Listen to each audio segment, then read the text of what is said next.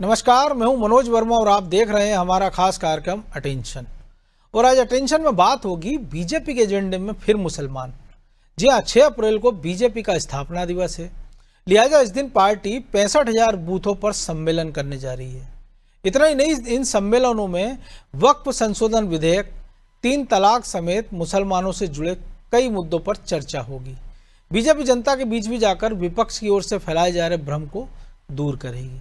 हालांकि अब बीजेपी के कार्यक्रम पर कांग्रेस तंज कस रही है, लेकिन सवाल ये है कि क्या बीजेपी के एजेंडे में फिर से मुसलमान आ गए हैं और इसलिए वक्फ, 3 तलाक जैसे मुद्दों पर वो चर्चा कर रही है। और आखिर स्थापना दिवस पर मुसलमानों से जुड़े मुद्दों पर होने जा रही इस चर्चा के क्या मायने निकाले जाएं। आज चर्चा इन्हीं सवालों के आसपास करेंगे, लेकिन पहले रिपोर्ट देखिए।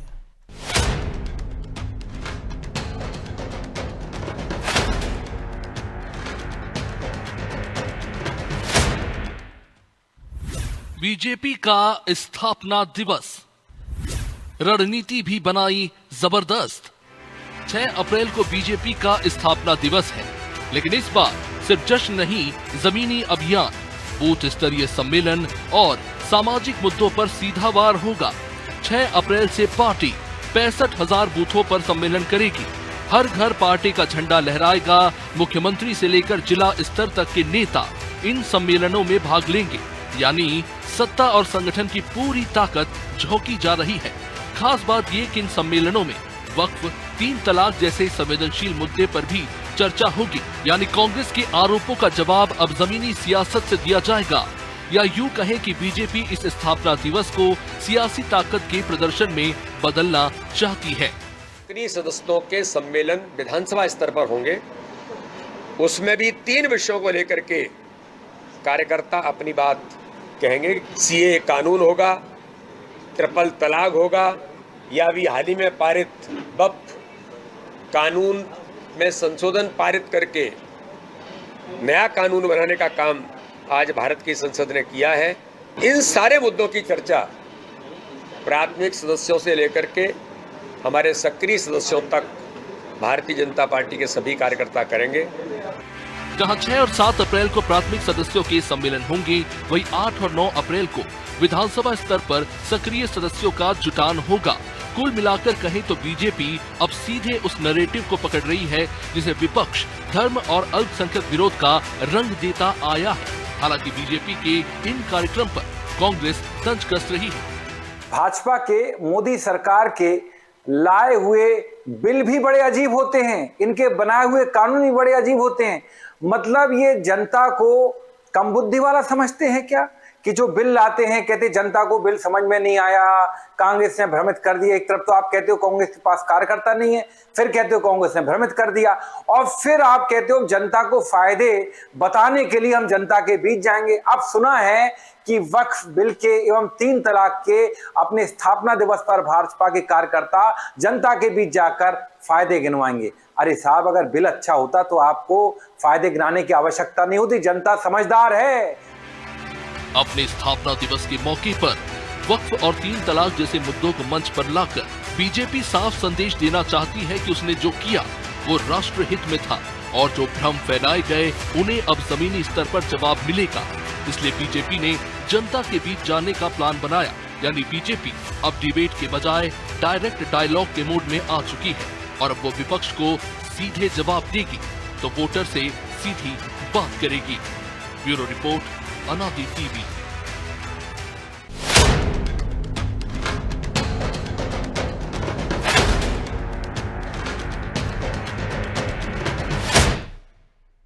तो इसी मुद्दे पर चर्चा करने के लिए हमारे साथ जुड़ गए हैं वरिष्ठ पत्रकार अशोक शुक्ला और हमारे सहयोगी प्रभु पटेरिया और ब्रजेश चौक से।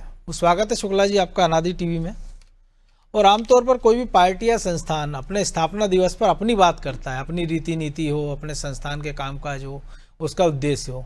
लेकिन इस बार बीजेपी उल्टी गंगा बहा रही है, झंडे तो लगा ही रही है, लेकिन बूथ पे इस बात की भी चर्चा होगी कि वक्फ को लेकर जो भ्रांतियां, जैसा कि बीजेपी मान रही है, या 3 तलाक या दूसरे मुस्लिमों से जुड़े मुद्दे हैं, तो ऐसा करने की पार्टी को जरूरत क्यों पड़ रही है? क्योंकि ये पार्टी तो खुद ही कहती है कि हमको मुस्लिम वोट नहीं करते हैं। उनके तमाम कई सारे नेता तो सार्वजनिक रूप से कह चुके हैं कि जब वो हमको वोट ही नहीं करते हैं तो उनकी बात क्यों करना। लेकिन इसके इतर आप एक चीज और देखिए, हमारे प्रधानमंत्री मोदी जी कहते हैं सबका साथ सबका विकास और सबका विश्वास। जी जो उनकी जानकारी योजनाएं हैं उसका लाभ तो सभी वर्ग को मिल रहा है। बिल्कुल। कुछ सामाजिक कुरीतियां हैं उनको दूर करने के लिए अगर 3 तलाक में कोई कानून सरकार ने बनाया था तो मुझे लगता है कि इससे किसी का अहित तो नहीं हुआ है, बल्कि मुस्लिम समाज की महिलाएं इससे खुश हैं। उसके बाद में कई इलेक्शन हुए, धारा 370 को भी लेकर जो है कई तरह की बातें की जा रही थी, और तब भी जो है बीजेपी के जो कार्यकर्ता थे वो इस तरह की गोष्ठियां करते थे, प्रेस कॉन्फ्रेंस करते थे, जिसमें वो धारा 370 क्यों समाप्त की गई इस बारे में लोगों को अवगत कराते थे। तो अभी वक्फ का जो मामला है उसमें भी कहीं जो विरोधी पार्टियां हैं, जो विपक्ष है, वो कह रहा है कि मुस्लिम हितों पे कुठाराघात है। मुझे लगता है कि नहीं, ये मुस्लिम हितों पे कुठाराघात नहीं है। कुछ लोग जिस तरह से वक्फ की संपत्तियों का बेजा दुरुपयोग कर रहे थे, उसको रोकने की कोशिश जो है केंद्र सरकार ने की है, और अब ये चुनी हुई सरकार का बनाया हुआ कानून है। तो अब इसकी कोई विपक्ष कर सकता है इसकी आलोचना, लेकिन ये हमेशा करती आई है बीजेपी, अपने स्थापना दिवस को या इसके पहले भी। वो जब जैसे नोटबंदी का भी मामला हम लोगों ने देखा था, उसके बाद में भी बीजेपी के कार्यकर्ता जनता के बीच में जाकर नोटबंदी के फायदे गिनाते थे। तो पार्टी अपना काम कर रही है, और उसका जो एक एजेंडा है, ये मैं ये कहूं कि जो आरएसएस का एजेंडा है, तो उसको लागू करने की कोशिश जो है भारतीय जनता पार्टी की सरकार लगातार कर रही है, और वो अपने लक्ष्य से कभी हटती नहीं। आप राम मंदिर का मुद्दा ही देख लीजिए, वीपी सिंह की सरकार में ये शामिल थे, और उस समय जब एक रथ यात्रा लेकर आडवाणी निकले और सरकार गिर गई थी, तो भारतीय जनता पार्टी और आरएसएस का जो एक लक्ष्य रहता है कि साहब हमको अपना लक्ष्य हासिल करना है, इसके लिए अगर हमको कई सरकारों की कुर्बानी देनी पड़ती। बाबरी मस्जिद में देखिए कल्याण सिंह की सरकार चली गई थी जी। तो अभी भी जो एनडीए सरकार है और उसके मुखिया जिस तरह से भारतीय जनता पार्टी ही इसका नेतृत्व कर रही है एनडीए सरकार का, तो वो जो भी देश हित में ठीक समझते हैं वो करते हैं, और फिर उसी बात को जो है जनता के बीच में उनके कार्यकर्ता ले जाते हैं, और इससे उन्हें नुकसान क्या हो रहा है। नोटबंदी हो, 3 तलाक हो, वक्त का मामला हो, उसके बाद के भी आप इलेक्शन, जितने भी इलेक्शन आप देखें उसमें भारतीय जनता पार्टी लगातार कामयाब हो रही है, तो वो अपना लक्ष्य क्यों छोड़ेगी। तो वो अपने लक्ष्य को सामने रखकर काम कर रहे हैं, और स्थापना दिवस पे वो ठीक है आपका कहना कि बूथ मैनेजमेंट की बात होनी चाहिए थी, अपने कार्यकर्ताओं की, अपने पार्टी की रीति नीतियों की बात होनी चाहिए थी। फिर वक्त की बात क्यों हो रही है, क्योंकि वक्त को लेकर जो है कई तरह की भ्रांतियां भी फैलाई जा रही है। इसलिए अभी जो पार्टी के कार्यकर्ताओं की जिम्मेदारी दी गई कोई जनता के बीच में जाए और लोगों को इसकी सच्चाई से अवगत कराए। प्रभु जी, हमने भी देखा जब ये बिल पास हुआ तो लोकसभा में 12 घंटे की चर्चा हुई, राज्यसभा में लगभग रात में 2:30 बजे तक चर्चा हुई, इसके बाद बिल पास हुआ। जनता दल यूनाइटेड जिसके साथ सरकार में बिहार में आज प्रेस कॉन्फ्रेंस होती है, सवाल पूछा जाता है, उसके प्रवक्ता नेता उठ के चले जाते हैं, इस पर कोई बात नहीं करना चाहते वक्फ विधेयक पर। लेकिन बीजेपी है उसके उलट, जब इतनी लंबी चौड़ी चर्चा हो गई है, सब पक्ष आ गए, उनका खुद का अपना अल्पसंख्यक मोर्चा है जिसको लेके बड़ी बड़ी बातें हो रही है, उसके नेता तमाम सारे दावे कर रहे हैं, तो बेहतर हो ना उन्हीं के बीच भेज दिया जाए, बजाय उसके कि पूरी पार्टी को उसमें झोंका जा रहा हो। फिर 3 तलाक तो लंबा समय हो गया, उसकी क्यों याद दिलाना पड़ रही है। देखिए मनोज जी, इसको थोड़ा सा अलग तरीके से समझिए आप इसको। जी बिल्कुल। भारतीय जनता पार्टी आरएसएस की विचारधारा पे चलती है, और भारतीय जनता पार्टी हिंदुओं को एक करके एक पुख्ता वोट बैंक बनाना चाहती है, और इसी दम पर नरेंद्र मोदी को आगे करके बीजेपी की सरकार बनी है पूर्ण बहुमत की। कि आपने जो है जातिवाद की ये सारी चीज़ें जो थी, जहाँ पर जातिवाद आधारित वोट पड़ता था, वहाँ पे अब राम को सामने करके और उग्र हिंदुत्व को एक तरीके से करके कि एक डर का भाव बना के आपने सारे हिंदुओं को जोड़ा और अब सरकार बना कर आए। तो बीजेपी का एक अपना आगे बढ़ने का तरीका है, क्योंकि जब बीजेपी को भी 45 ही साल हुए बने हुए, जब पहला चुनाव लड़ी थी 2 सीट पर सिमट के रह गई थी, तो उनको समझ में आया कि कैसे आगे बढ़ना है। अब जो है एक वोट बैंक जो 20% का वोट बैंक है, जो एक मुश्त चला जाता है अगेंस्ट पार्टी बीजेपी के खिलाफ, आप उसको जोड़ने के तमाम उपाय करते रहे। अटल जी के समय भी किए थे आपने आरएसएस ने भी जो है एक राष्ट्रीय मुस्लिम मंच बना लिया, उसके बावजूद आप उस पक्ष का वोट नहीं ले पाते हैं। तो उसके लिए बीजेपी ने एक नई चाल चली है। बीजेपी ने अब पसमानदा का राग आलापा है। 70% से ज़्यादा मुसलमान पसमानदा है, मतलब लोअर तबके के ओबीसी हैं, SC/ST जैसे नीचे की जाति के लोग हैं, और बाकी थोड़े से अपर कास्ट के हैं जिनका कि सारे संस्थाओं पर कब्जा है मुस्लिम समाज की, और वही लीड करते हैं। वो कहते हैं इधर वोट दीजिए तो उधर वोट देते हैं। आपको अच्छे से याद होगा, पहले जामा मस्जिद दिल्ली से एक अपील होती थी जारी चुनाव के पहले, शाही इमाम की, और पूरे देश में जो वोट एक तरफा चला जाता था। वो खत्म, नैरेटिव खत्म किया बीजेपी की सरकार ने। तो बीजेपी को अब उस समाज को तोड़ना है जहां पर वो एक तरफा चले जाते हैं, और उसके कारण बीजेपी को नुकसान होता है। तो बीजेपी वो खाई भी भरना चाहती है, तो इसलिए बीजेपी लगातार ये करी। अब आपको मुसलमानों को जोड़ना है तो मुस्लिमों भी एक बड़ा वर्ग महिलाओं का है जो कि 3 तलाक का डर दिखा के अब सारी महिलाएं 3 तलाक से पीड़ित होंगी, ऐसा तो नहीं है मामला। लेकिन एक हवा बना दिया गया एक 3 तलाक का मामला, उसको आपको याद दिलाना है बार बार कि ये आपके कांग्रेस का राज था। 140 साल पुरानी पार्टी जब चल रही थी, सरकार चल रही थी, तो ये जो आपके समाज की बुराई थी उसको ख़त्म नहीं किया गया, हमने ख़त्म कर दिया। ये बार बार एक महिला वोट बैंक तैयार करना है मुस्लिमों में से, एक उनको पसमानदा वोट बैंक तैयार करना है, अल्पसंख्यकों में से अलग करना है पसमानदा को, कि वो एक तरफा ना जाए, वो बीजेपी को मिले, बीजेपी को ना मिले तो कम से कम तितर बितर हो जाए इधर, तो उससे बीजेपी को फायदा होगा। तो बीजेपी का जो मूल उद्देश्य है वो पूरा होता रहेगा, उनके जो है उनका जो वोट बैंक है वो मजबूत होता रहेगा। इसलिए बीजेपी बार बार इन मुद्दों को लेकर चलती है। तो कोई भी पार्टी, बहुत सही कहा शुक्ला जी ने, कोई पार्टी अपने स्थापना दिवस पे अपना प्रचार करेगी कि फलाने नेता ने हमारी पार्टी को बनाया था, हमने ऐसा काम किया, हमारी यहाँ सरकारें रहीं, हमारा इतिहास क्या है, हमारा भविष्य क्या है, उस पर बात करेगा। लेकिन आप उस मौके का भी फायदा राजनीतिक उद्देश्य से इसलिए उठाना चाहते हैं कि अभी अक्टूबर नवंबर में बिहार के चुनाव हैं और उसके बाद फिर आपको जो है दूसरी जगह चुनाव लड़ने हैं, आपको जो है उत्तर प्रदेश के चुनाव हैं, अन्य राज्यों के चुनाव हैं, तो आपको वहाँ चुनाव में जाना है। और बीजेपी का पूरा सिस्टम ही इस पर काम करता है कि कैसे चुनाव में उतरा जाए, अगला चुनाव कब है उसकी तैयारी पहले से शुरू कर देते। हम अभी बात करें मध्य प्रदेश में, अभी 1.25 साल हुए सरकार बने, मध्य प्रदेश बीजेपी और RSS की अगली सरकार चुनाव की तैयारी मध्य प्रदेश की शुरू हो चुकी है। तो इस तरीके से वो हर वर्ग को साधने, उनको पिंच करने, कहाँ सुई चबानी है, कहाँ पर दवाई देनी है, कहाँ मीठा सिरप देना है या कहाँ कड़वी दवाई पिलानी है, सारे काम बीजेपी को आते हैं। वो सारे काम वो समय समय पर करती रहती है। और सबसे बड़ी बात है मनोज जी, याद दिलाना। राजनीति, इस देश की जनता की याददाश्त बहुत कमज़ोर है। आप अभी किसी से पूछिए कि नोटबंदी कब हुई थी और उससे क्या नुकसान हुआ, तो वो भूल गया होगा। लेकिन जब नोटबंदी हुई थी तब वही आदमी का पुराना वीडियो देख लीजिए, उस समय की बातें सुन लीजिए, तब वो गालियाँ दे रहा था, परेशान हो रहा था। तो आज हमारी याददाश्त बहुत कमज़ोर है, हम एक पुरानी गलतियों को भूलकर नए उस पर खुश हो जाते हैं। अब वोट पड़ेगा वक्त पर, वो भूल जाएंगे कि पुराने जो है सरकार ने क्या क्या किया, क्या क्या ने उनके टैक्स बढ़ा, क्या हुआ, फायदा हुआ, क्या नुकसान, वो सारी चीज़ें भूल जाएंगे। अमेरिका ने भारत पर 35% टैक्स लगा दिया, वो भूल जाएगी मतदाता। लेकिन वक्त पर हमने काम कर दिया सरकार ने, वो इसको याद रहेगा, तो उसी को कैश कराना जी। तो ब्रजेश जी, लेकिन एक और भी जरिका है ना, क्योंकि जो बहस हुई राज्यसभा लोकसभा में उसमें भी ये तथ्य है और ये सबके सामने भी है, आंकड़े इसकी गवाही देते हैं कि देश के जो 100 मुस्लिम हैं उनमें से 70 ऐसे हैं जिनको केंद्र की या राज्य की किसी न किसी लाभ योजना का लाभ जरूर मिला है, चाहे वो लाडली बहना के माध्यम से हो, लाडली लक्ष्मी हो, चाहे वो सिलेंडर हो, उज्ज्वला हो, या कोई भी सरकार की स्कीम हो, मुफ्त राशन हो। उसकी बात तो अब हो नहीं रही है। तो अगर पसमानदाओं को आपके पक्ष में करना है आपको, तो इसके साथ साथ इसकी भी बात कर लेना चाहिए साथ साथ कि आपको ये नुकसान नहीं पहुंचा रहे ना, क्योंकि विपक्ष तो नैरेटिव बता रहा है कि आपको ये नुकसान पहुंचा रहे हैं, चाहे वो 3 तलाक के बहाने हो, 370 के बहाने हो, राम मंदिर के बहाने हो, अब वक्फ के बहाने हो। देखिए मनोज जी, नुकसान तो पहुंच रहा है ना।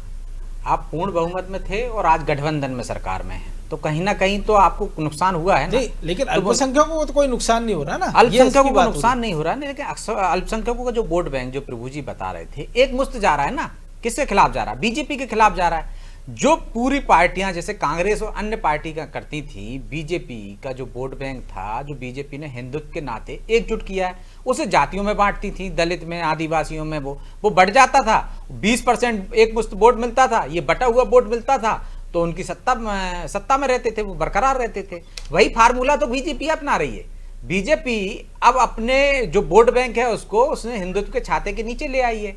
बाकी का जो विपक्ष का वोट बैंक है उसको बांट रही है। जैसे वो जातियों में बांटते थे, वो पसमानदा में बांट रहे हैं, वो महिला पुरुष में बांट रहे हैं 3 तलाक के बहाने, वो अन्य चीजों में बांट रहे हैं। वो ये बता रहे हैं कि गरीबों के साथ क्या है, एक बड़ा तबका, कि बड़ा तबका मुसलमानों का जो उच्च श्रेणी का है, उच्च जाति का है, वो आप पर पूरा कब्जा करे हुए हैं। आपको वो अशरफ जिनको कहते हैं, वो आप पर कब्जा किए हुए। जैसा कि पहले कहा जाता था बीजेपी के बारे में कि ब्राह्मण बनियों की पार्टी है, ब्राह्मणों ने कब्जा कर रखा है, दलितों को, ऐसे ही कहा जाता था ना। इसी आधार पर वो उस वोट बैंक को अपने पाले में ले जाते थे।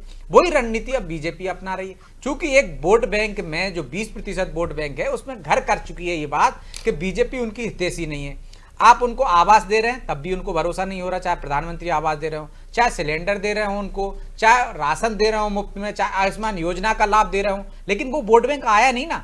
लेकिन 3 तलाक के मामले में कुछ परसेंट महिलाओं का वोट बैंक आया है, ऐसा बीजेपी का मानना है। बहुत सारे आंकड़े ऐसे हैं कि महिलाओं का वोट बैंक बढ़ा है, उसमें जो तलाक से पीड़ित रही होंगी, एक महिला में एक असुरक्षा की भावना तो रहती, खासकर महिला में, कि 3 तलाक आज पड़ोसन के साथ हुआ है, हमारे साथ भी हो सकता है। तो वो जो भावना थी उसका फायदा बीजेपी को कहीं ना कहीं मिला है। और हम देख रहे हैं लगातार बीजेपी उस 20% वोट बैंक में सेंध लगाने की कोशिश कर रही, वो उनका विश्वास जागृत करने की कोशिश कर रही। जैसे आदिवासियों का विश्वास उन्होंने जीतने की कोशिश की, जिस तरह से उन्होंने दलितों का विश्वास जीता कि नहीं हम आपके हितैषी हैं, सिर्फ कांग्रेस ही नहीं है आपके हितैषी, या बसपा ही नहीं है, या समाजवादी पार्टी नहीं है। वो भरोसा एक वर्ग में, आदिवासी वर्ग में, दलितों में उन्होंने भरोसा कायम कर लिया कि हाँ वो आपके पाले में आ सकते हैं। और उसका हमने उदाहरण भी देखा है, चाहे लोकसभा चुनाव देख लीजिए, चाहे मध्य प्रदेश के विधानसभा चुनाव देख लीजिए, अन्य राज्यों के चुनाव देख लीजिए, चाहे उत्तर प्रदेश के देख लीजिए, राजस्थान के देख लीजिए, या आप गुजरात के देख लीजिए, महाराष्ट्र के भी देख लीजिए। अब वो उस वोट बैंक में है जो एक मुश्त जाता है, उसमें किस तरह से हम सेंधमारी कर सकते हैं, उसके जतन में, उनका भरोसा जीतने के लिए। चाहे फिर आरएसएस के प्रमुख कह रहे हो कि डीएनए एक है, मुसलमानों को आप 20 करोड़ मुसलमानों को देश से भगा नहीं सकते हो, तो ये जो भाषा आ रही है, जो बीजेपी के नेताओं की, आरएसएस के नेताओं की भाषा क्यों आ रही है? प्रधानमंत्री खुद बैठक में कहते हैं कि आप बिना मुसलमानों के विकास के साथ आप देश का विकास नहीं कर सकते। ये सांसदों की बैठक में उन्होंने कहा, तो उनको साथ लेकर चलना पड़ेगा। तो उनमें भरोसा जागृत करो ना कि आप कोई योजना में उनके साथ पक्षपात नहीं कर रहे हो, कहने में भरे। और आप देखिए लोकसभा चुनाव में प्रधानमंत्री के क्या भाषण थे, आप देखिए उन्होंने कहा था मुसलमानों को लेकर के उत्तर प्रदेश में, तो उसका असर क्या हुआ? तो जब उनको लगा कि बार बार उनकी बात करने से नुकसान भी हो रहा है तो वो पाला पलट लेते हैं। चाहे महाराष्ट्र कब्रिस्तान से लेकर मंगलसूत्र तक मंगलसूत्र गया था। लेकिन जब उनको लगता है कि इस वर्ग का हम भरोसा जीत सकते हैं, तो वो जतन करने की कोशिश की जा रही लगातार। उस वर्ग को, एक वर्ग को, उसी वर्ग में से कुछ हिस्से को, या आप कह सकते हैं जो गरीब हैं, पसमानदा जिनको हम कह रहे हैं, दलित हैं, वहां ओबीसी, उनको साधने की कोशिश कर रही है। उनका भरोसा जीत जाएंगे तो 20% कुछ टूट जाएगा, उनके पाले में जाएगा। भरोसा धीरे धीरे जागृत होगा ना, जब लगातार आप उनके फेवर में काम करोगे, योजनाओं की बात करोगे। जब मैंने देखा है ये, और जो आंकड़े बता रहे हैं मनोज जी, कि जो वक्फ की विरोध चल रहा है उसमें सर्वाधिक प्रताड़ित मुसलमान वर्ग ही है, जिसकी जमीन पर कब्जा हो चुका है। कुछ वर्ग ने, जो पावरफुल लोग हैं, उन्होंने कब्जा कर रखा है। बाकी के जो गरीब तबके हैं वो लड़ाई नहीं लड़ पाते हैं, तो वो परेशान हो रहे हैं। तो इसका कहीं ना कहीं फायदा उठाएगी जब बीजेपी के लोग अपने स्थापना दिवस पर जब जाकर गांव में बात करेंगे, अपने कार्यकर्ताओं की तमाम चीजें बताएंगे, वो मुसलमानों के साथ बात करेंगे, अन्य वर्ग के साथ बात करेंगे, तो जब बातचीत होगी तो धीरे धीरे भरोसा जागेगा ना। वही भरोसा हासिल करने की कोशिश मुझे लग रहा है बीजेपी यहाँ करती हुई नजर आ रही है। तो आपको लग रहा है शुक्ला जी ये प्रयास रंग लाएंगे? देखिए, ये अभी जिस तरह से स्थापना दिवस पे ये कहा जा रहा है कि वो वक्त के बारे में बताएंगे, तो किसको बताने जाएंगे? क्या ये कार्यकर्ता मुस्लिम समाज के बीच में जाके बताएंगे? तो मुझे लगता है नहीं, ये अपने ही कार्यकर्ताओं के बीच में इसकी चर्चा करेंगे। अगर ये वास्तव में जो है वक्त की हकीकत बतलाना चाहते हैं, तो ये जो बीजेपी के कार्यकर्ता स्थापना दिवस जो मना रहे हैं, इस पे इनको मुस्लिम समाज के बीच में जाना चाहिए, उस तबके के बीच में जाना चाहिए जो अभी बहुत चीजों को नहीं समझता है, उसको जागरूक करने की आवश्यकता है। तो ऐसे नहीं करेंगे। और जो भारतीय जनता पार्टी की बात, जो मुस्लिम वोटों की चिंता की बात है, तो 2014 में जब नरेंद्र मोदी जी को प्रधानमंत्री पद का दावेदार घोषित किया गया था, तभी ये तय हो गया था। उसके पहले 92 में जब बाबरी विध्वंस हुआ था, तभी ये तय हो गया था कि भारतीय जनता पार्टी जो है वो मुस्लिम वोटों की बहुत चिंता नहीं कर रही है।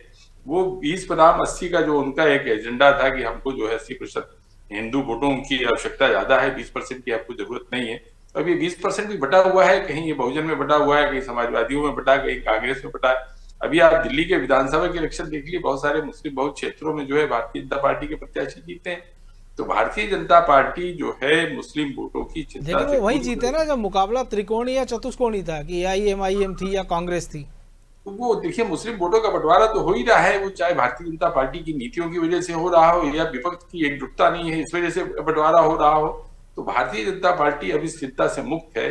और अभी स्थापना दिवस पे अगर जो है भारतीय जनता पार्टी का कार्यकर्ता जाएगा तो नजर इस पे रखिएगा आप, क्या कि वो मुस्लिम समाज में जाके क्या इस बात की जानकारी देगा कि वक्त किस तरह से उनके लिए फायदेमंद है, 3 तलाक किस तरह से उनके लिए फायदेमंद है, धारा 370 की समाप्ति से क्या फायदा होगा उसको। ये मुस्लिम समाज के बीच में नहीं जाएंगे, ये अपने ही लोगों के बीच में जाकर या हिंदू मतदाताओं के बीच में जाकर उनको जो बताएंगे कि भारतीय जनता पार्टी किस तरीके से जो है तुष्टीकरण की जगह ध्रुवीकरण का काम कर रही है और आप हमारे साथ। जी, तो प्रभु जी लग रहा है ये ध्रुवीकरण बीजेपी के पक्ष में होगा, क्योंकि अगर हम बिहार की बात करें जेडीयू, तो 2020 में तो उन्होंने 15-16 उम्मीदवार उतारे थे मुस्लिम, एक भी उनका उम्मीदवार मुस्लिम जीता नहीं था। तो शायद बीजेपी को पता है कि इसकी आड़ में पसमानदा साथ ना आए ना आए, लेकिन जो हिंदू वोटर हैं वो जाति की वजह हिंदुत्व के छाते तले जाएं, इकट्ठा होकर वोट करें। यही ध्रुवीकरण का ही प्रयास है मनोज जी, बिल्कुल सही बात है। शुक्ला जी ने जो कहा है बिल्कुल सही कहा है। बीजेपी ध्रुवीकरण की तरफ ही जा रही है और वो ये सब करके वही चाह रही है। आप ये देखिए, बिहार चुनाव के पहले जब वक्त का ये बिल लाया गया, चर्चा आपने सुनी होगी संसद में, तब कई लोगों ने कहा कि भाई 1995 में जब ये एक्ट आया था पहली बार, तब आपने क्यों समर्थन किया था? 2013 में जब उसमें अमेंडमेंट हुआ तब क्यों बीजेपी चुप रही, तब क्यों समर्थन किया था? ऐसे सवाल भी संसद में उठे थे। तब का वीडियो वायरल हुआ। हाँ, लालू प्रसाद यादव का भी। लेकिन अब जो है, अब वो बीजेपी उसी एक्ट को बदलने जा रही है, बदल के लाई। क्यों? वो बीजेपी को पता था कि इसके क्या बूमरैंग होगा। जैसे आप सीए लेकर आए थे मनोज जी, यूएन की संस्था है एक शरणार्थियों के बारे में, उनके पोर्टल है, उस पर आप सर्च कीजिएगा तो भारत में जो है 64,000 से ज़्यादा शरणार्थी नहीं है। बिल्कुल संख्या इतनी उस समय से है जब सीए आया था। और हमने जो सीए आने के बाद कितने लोगों को नागरिकता दी? मुश्किल से 2-2.5 हजार लोगों को। 2200 कुछ है। हाँ, और इतना हल्ला मचाया, इतना हल्ला, 22,000 लोग देश छोड़ के, नागरिकता छोड़ के चले गए। इतना हल्ला मचाया गया वो सीए का कि 4-5 महीने देश में ऐसा लगा कि दंगा भी होने वाला है, बिल्कुल बंटवारा होने वाला है। तो ये बीजेपी की स्ट्रेटेजी का हिस्सा है। उनको पता था कि सीए से कोई फायदा नहीं। उसके पहले भी लोग जो भारत में रह रहे हैं दूसरे देशों से आए हुए, जिन देशों के लिए वो कानून था, उनको नागरिकता मिल रही थी एक समय सीमा के अंदर। आपने केवल उस सीए का कानून लाके एक कट ऑफ डेट कर दी कि इस डेट तक के लोगों को हम देंगे, इसके बाद आने वालों के लिए नहीं देंगे, क्योंकि अगली बार कोई और इनको देंगे, इनको नहीं देंगे। तो वो जो है मुसलमानों को नहीं देंगे, पहले सबको दे दी जाती थी, केवल एक वर्ग को छोड़ दिया उसमें। तो इस तरीके का ये जो प्रयोग आप करते हैं, तो इसके बाद भी अदनान सामी को दी गई है। बिल्कुल उसी तरीके से ये वक्त का कानून है मनोज जी। इस वक्त का बीजेपी को अच्छे से मालूम था कि एक वक्त पर बिल पास करने के बाद देश में क्या होगा। तो देश में क्या हो रहा है वो आप देख रहे हैं, हम चर्चा कर रहे हैं, पूरा देश चर्चा कर रहा है। वो बड़े बड़े वकील देश के सुप्रीम कोर्ट के, जिनको पता है कि संसद में पारित कानून के बारे में कोर्ट कुछ निर्णय नहीं ले सकता, वो तक कोर्ट जा रहे हैं। बिल्कुल। क्यों? क्योंकि उनको अपने वोटर को संतुष्ट करना है। उनको पता है कि इसका कोई निर्णय नहीं होना सुप्रीम कोर्ट, हाई कोर्ट से, लेकिन उनको सिर्फ अपना वोटर को संतुष्ट करना है कि हमने आखिरी वक्त तक लड़ाई लड़ी, हमने संसद में भी लड़ी, हमने बाहर भी लड़ी, हम सड़क पे भी लड़ी, क्योंकि वो वोटर वो नहीं चाहते कि उनसे छिटक जाए। बीजेपी यही चाहती है कि जो बीजेपी को वोट नहीं करता है वो एक तरफ जाए, बाकी जो दूसरे जातिवादों में बढ़ते रहते हैं वो हिंदुत्व के नाम पर, और बीजेपी ने एक हिंदुत्व के लिए बहुत बड़ा काम कर दिया वक्फ कानून बनाकर, तो बीजेपी की तरफ आ जाए। केवल यही पूरा गेम प्लान है ध्रुवीकरण का। और एक मैसेज चला जाए कि देखिए मैंने एक बार फिर से नकेल कस दी है। बहरहाल वक्त इतना ही था, बहुत धन्यवाद शुक्ला जी। तो बीजेपी की प्लानिंग जो भी हो, लेकिन अभी फिलहाल तो ये कह सकते हैं कि मास्टर स्ट्रोक ही कह सकते हैं। और जिस प्रकार से बीजेपी ने तैयारी की स्थापना दिवस पर, गांव-गांव, गली-गली, मोहल्ले-मोहल्ले जाकर और बार-बार उन चीज़ों की याद दिलाना कि हमने आपके लिए क्या किया है और क्या करना बाकी है, तो निश्चित तौर पर ये ध्रुवीकरण का एक नया प्रयास है। हालांकि चुनाव में वक्त है, लेकिन आने वाले जो राज्य हैं, आने वाले दिनों में कुछ राज्यों में चुनाव है, निश्चित तौर पर इसका असरवाद हमको दिखाई देगा। अटेंशन में आज इतना ही, मुझे दीजिए इजाज़त और आप देखते रहिए अनादि टीवी। नमस्कार।